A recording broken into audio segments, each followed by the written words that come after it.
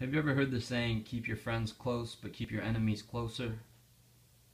Have you ever heard the phrase, being played like a fiddle? Are you aware of current events? Do you keep up with the news? If you do you find yourself saying, this makes no sense? If so, I suggest reading this book.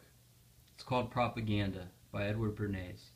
It was written in 1928 by the nephew of Sigmund Freud, with influences of people like Walter Lippmann, who came up with this gem, the manufacture of consent.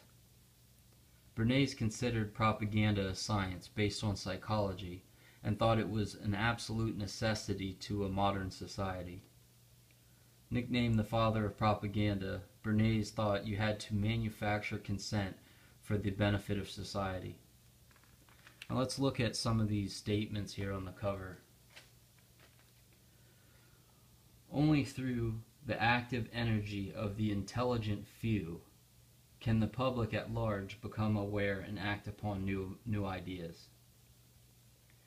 Propaganda bears the same relation to education as to business or politics. It may be abused.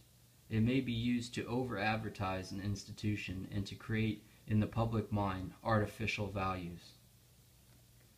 A presidential candidate may be drafted in response to overwhelming popular demand, but it is well known that his name may be decided upon by a half-dozen men sitting around a table in a hotel room.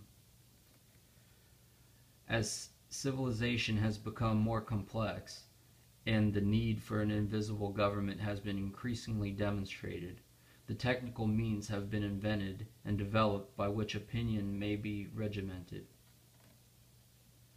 Nowadays, the successors of the rules, those whose position or ability gives them power, can no longer do what they want without the approval of the masses. They find in propaganda a tool which is increasingly powerful in gaining that approval. Yikes, right? Ugh.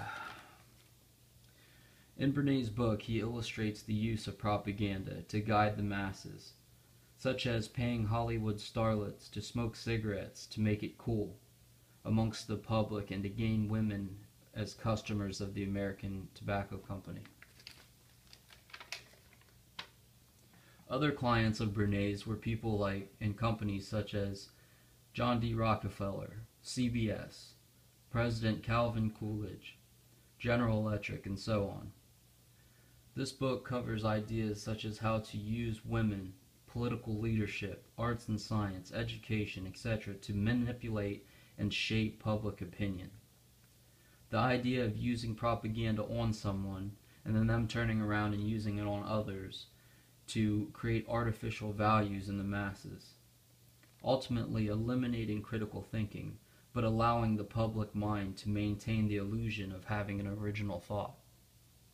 Now, how do we ever win a battle if we don't know the tools and the weapons that are being used against us?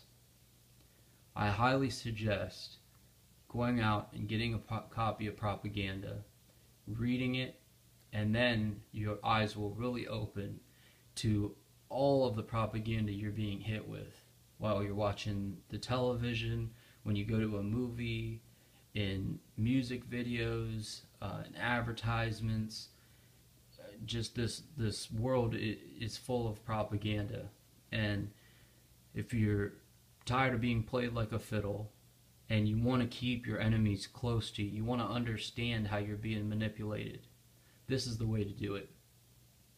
And as always, you decide the outcome. Don't be a patsy.